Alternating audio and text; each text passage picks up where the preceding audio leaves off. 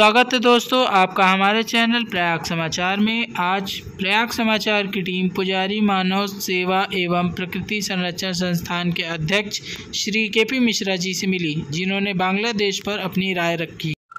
जो बांग्लादेश के इतने समय हालात चल रहे हैं उस पर क्या कहना चाहेंगे आप? देखिए, बांग्लादेश के हालात बहुत ही भयावह है, चिंतनीय है और विश्व में जितना हिंदू समुदाय है ये सबको एक संदेश है। क्या ऐसी परिस्थितियां बांग्लादेश में उत्पन्न होनी चाहिए? बांग्लादेश को आजाद कराने में किसका हाथ था? हमारे भारतीयों ने बलिदान दिया है, हमारी भारतीय सेना ने वहां उनको आजाद कराया। और आज बांग्लादेश में ही और वहां के हिंदू, ऐसा नहीं कि वहां के हिंदू कहीं बाहर से विस्थापित हो गए हैं, वो वहां के मूल निवासी हैं। और देखा जाए तो ये इसमें बहुत सख्त पूरे विश्व समुदाय के एक होकर पूरा सख्त एक्शन लेना चाहिए और ऐसी स्थितियां हिंदुओं के साथ नहीं होनी चाहिए। और ऐसा कारण क्या है, हुआ क्यों ऐसा? आखिर बांग्लादेश से क्या संदेश देना चाहते हैं कि बांग्लादेश में हिंदुओं के ऊपर जो अत्याचार किया गया, जो अनाचार किया गया, अभी तो बहुत सारे वीडियो जा रहे हैं, बहुत सारे फोटो जा रही और देखा गया कि कितने लोगों को कैसे कैसे मारा गया, महिलाओं के साथ कितना दुर्व्यवहार किया गया, उनके साथ कितने महिलाओं के साथ बलात्कार किए गए, महिलाओं को खींच के लिया जा रहा है। आखिर क्या वो बांग्लादेश के निवासी नहीं है? उनका दोष क्या है? क्या बांग्लादेश में हिंदू होना अपराध है? और मैं तो कहूंगा इस पर भारत सरकार को भी सख्त से सख्त कदम उठाना चाहिए। कई लोगों की ये भारत में चिंता है कि आने वाले समय में भारत में भी कश्मीर या पाकिस्तान या बांग्लादेश जैसे हाल हो सकते हैं। बिल्कुल चिंता का विषय है। एक संदेश दिया गया, क्या हमारे भारत की संसद से एक ऐसा मैसेज जाना चाहिए था? किसी राजनेता ने इसका खुलकर विरोध किया?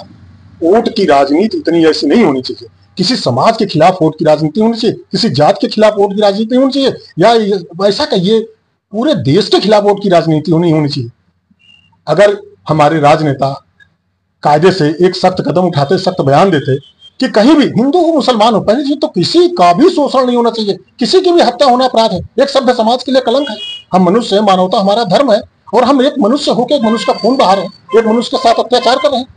और निश्चित रूप से मैं तो अभी 2 दिन पहले देखा हूं, बांग्लादेश के जो हिंदू कम्युनिटी है वो इकट्ठा हुई और मैं बांग्लादेश के हिंदुओं से भी आह्वान करूंगा, बिल्कुल आप संगठित होइए, अपनी सुरक्षा के लिए संगठित होइए। और जब आप संगठित रहेंगे तभी सुरक्षित रहेंगे। और आज का समय है, अगर आप संघ में नहीं रहेंगे, संगठित नहीं रहेंगे तो आप सुरक्षित नहीं रहेंगे। आज का माहौल बहुत खराब चल रहा है और मैं अपने दूसरे लोगों से भी करूंगा, ये कहना चाहूंगा कि देखिए, आप मानवता का धर्म अपनाएं। कहीं से भी हिंसा जायज नहीं हो सकती, किसी भी धर्म के खिलाफ, किसी भी समुदाय के खिलाफ या किसी व्यक्ति के खिलाफ। और भारत के लोगों को वास्तव में चिंता करनी है कि मैं ये नहीं कहता आप कहीं हिंसा करिए, आप कुछ करिए, लेकिन भारत के मुसलमानों से भी मेरी अपील है कि वो किसी की बहकावे में ना आए। हम सब भारतवासी हैं। आप ऐसे देखेंगे तो वास्तव में भारत से अच्छी जगह कहीं रहने के लिए है क्या? शेख हसीना क्या हिंदू है क्या? वो भी एक मुस्लिम है क्या? इतनी मुस्लिम कंट्री है पूरे विश्व में, लेकिन शेख हसीना कहाँ गई? भारत में गई।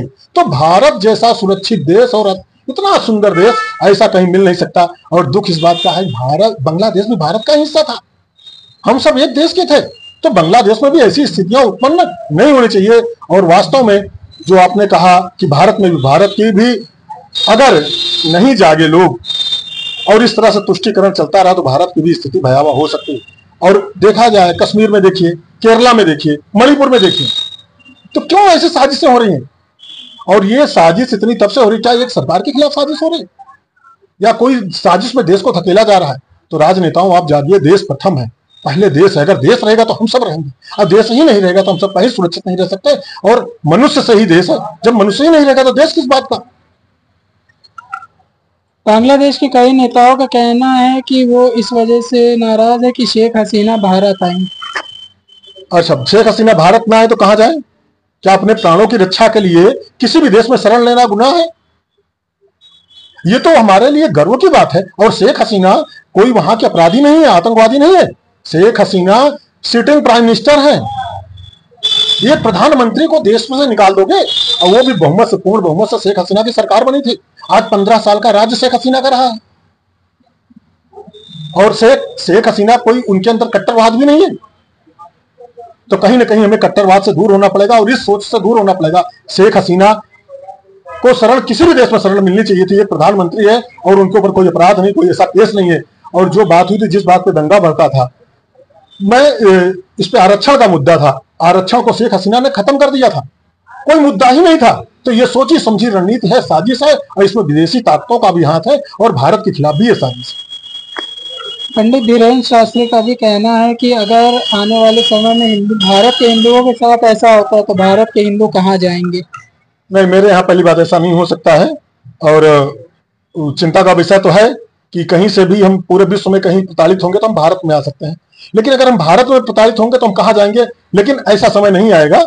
आज का हमारा मुस्लिम युवा भी जागरूक है, समझदार है, और मुस्लिम भी समझेंगे इस बात को कि वास्तव में भारत से अच्छी जगह कहीं नहीं है। नहीं, आज जितनी मुस्लिम कंट्रियां हैं वहां भी लड़ाई झगड़ा बम विस्फोट हो रहे हैं, तो क्या वहां हिंदू नहीं है? हिंदू से तो कोई मतलब नहीं है, तो मुस्लिम कंट्रियां भी आपस में लड़ रही झगड़ रही है, तो अपने यहाँ देश में ऐसी नौबतें नहीं आएंगी। लेकिन मैं फिर से वही कहूंगा, वोट की राजनीति बंद होनी चाहिए, समाज को एक सही दिशा में लेना चाहिए, ऐसा हो समाज में समरसता कायम रखनी चाहिए, और जब हमारे सारे राजनेता मिलकर ये काम करेंगे तो निश्चित रूप से हमारा देश खुशहाल रहेगा, अच्छा रहेगा। भारत के विपक्ष का अभी तक कोई भी इस पर बयान नहीं आया है। ये डूब मरने की बात है, शर्म की बात है। एक भारत के राजनेता ने संसद में बयान दिया था कि हिंदू हिंसक होता है। आप बताइए, अगर हिंदू हिंसक होता तो क्या परिणति होती? क्या बांग्लादेश में जवाब नहीं दे सकते थे? चंद लोग भी रहकर जवाब दे सकते थे, लेकिन हिंदू हिंसक नहीं है। मैं आपके माध्यम से कहना चाहूंगा उन राजनेता को भी, हिंदू हिंसा का शिकार है, हिंसक नहीं होता। हिंदू ने कभी हिंसा नहीं की, और हिंदू जैसा हिंसक कोई हो ही नहीं सकता। हमारे तो धर्म में लिखा है, हम तो मानव धर्म को सर्वश्रेष्ठ मानते हैं, मानव जीवन की रक्षा के लिए हम अपना धर्म मानते हैं। तो ये गलत चीजें हैं और ऐसा नहीं होना चाहिए। हिंदू तो हिंसक हो ही नहीं सकता, और ना ही हिंदू कभी हिंसा कर सकता। कहा जा रहा है कि अगर बंटवारा ना किया जाता तो कभी ये नौबत नहीं आती। बंटवारा किया किसने? बंटवारा को रोका क्यों नहीं गया? ये तो इतिहास की बातें हैं। अगर इस इतिहास में जाएंगे तो बहुत सारे चेहरे बेनकाब होंगे कि बंटवारा, और बंटवारा हुआ कैसे? लोगों की लाश पर बंटवारा किया गया। क्या उस समय के राजनेताओं को सोचना नहीं चाहिए था?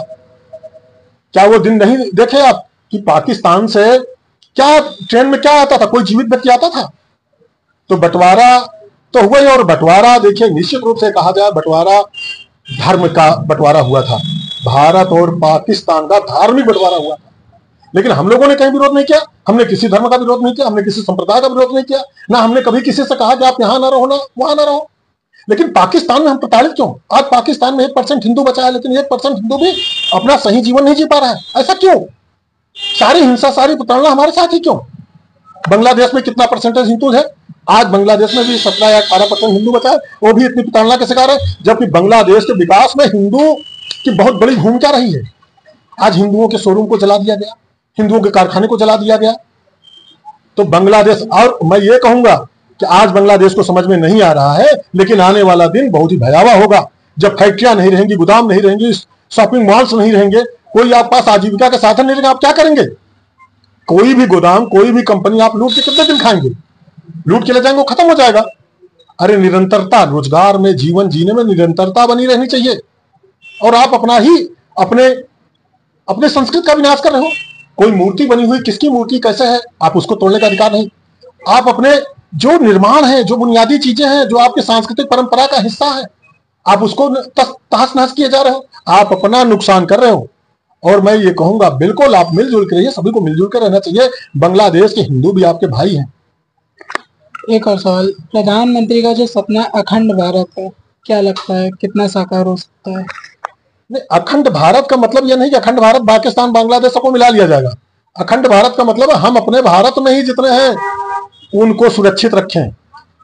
अभी तो भारत के कितने भूभागों पे कितना मुश्किल हालात है। आप बंगाल के हालात देख लीजिए, कितना बुरा हाल है। केरल के हालात देख लीजिए, मणिपुर के हालात देख लीजिए। तो हमारा अखंड भारत और कुछ जो हमारे पड़ोसी देश हमारे जमीनों पर कब्जा किए हैं, वो जमीनें हमारी वापस आनी चाहिए। और पीओके, कश्मीर हमारा पूरा होना चाहिए। वहां से आतंकवाद बिल्कुल खत्म होना चाहिए। कैमरामैन सैफ अली के साथ मैं प्रतीक कुमार, प्रयाग समाचार।